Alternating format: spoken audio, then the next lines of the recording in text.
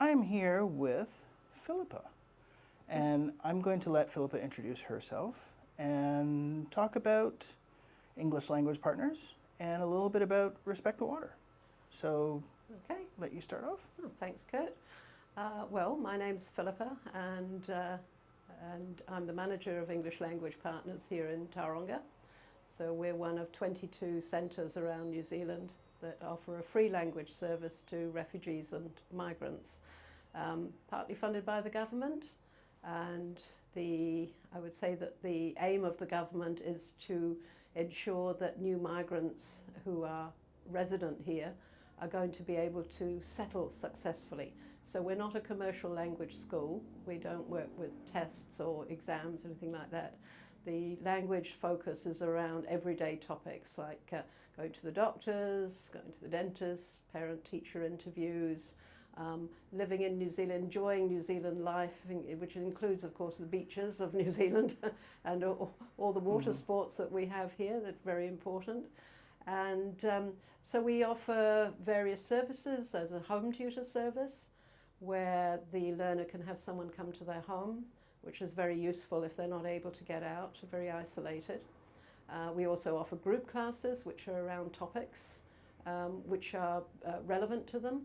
And then we also have about 45 online classes as well now that they can attend. So even if they're right out in the rural areas, that they can have access to service and get the best out of living here in New Zealand.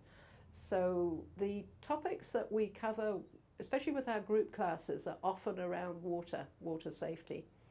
And I think the reason why that's so important for migrants is that they come with a little bit of a different knowledge of water, I think, than the average New Zealander does. Often they're coming from countries that are completely landlocked, so their knowledge of the sea is absolutely nil. I would say that a huge proportion of them have never learnt to swim at all. Even ones who live by the sea, really, it's learning to swim is not part of what they do as children. They're not taught at school to swim. And it's not just swimming, of course. When they come to New Zealand, they really enjoy fishing. It's obviously getting your kai from the Moana is as important to other cultures as to New Zealanders.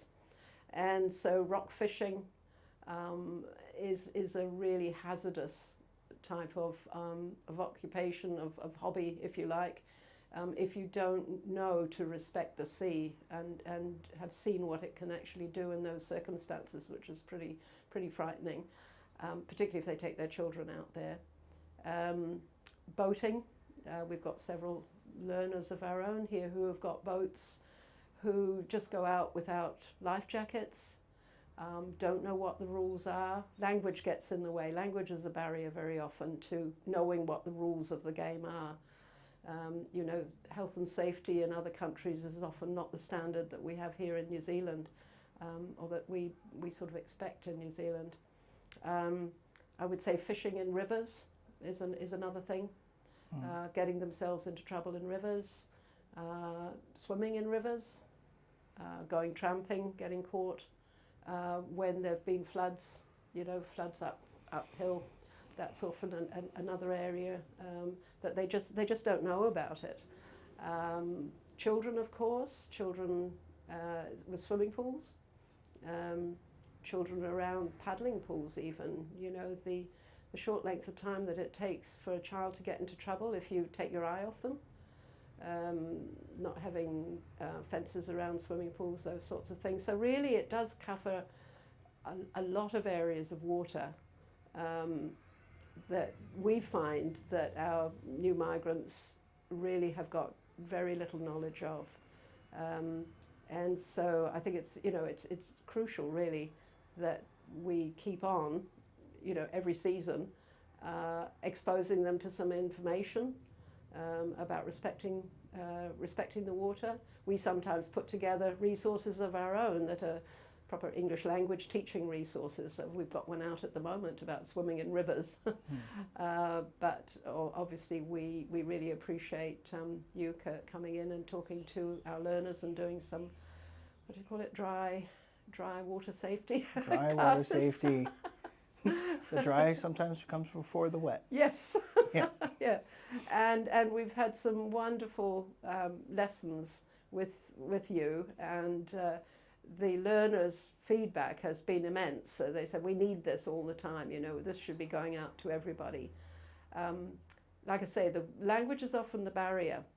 I mean, obviously there are courses available all around New Zealand, but whether it's in the language that they understand, at the level of language that they understand, that's sort of the main issue, really. So it's combining the knowledge of how dangerous, you know, certain things can be with the sea, with the English language knowledge as well. So it's important that they understand, you know, what's a rip. A rip means many things. Yep.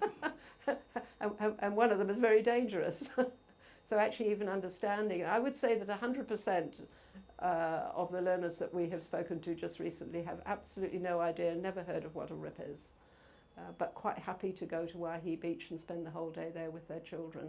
Yep. And you know, it just it alarms me sometimes.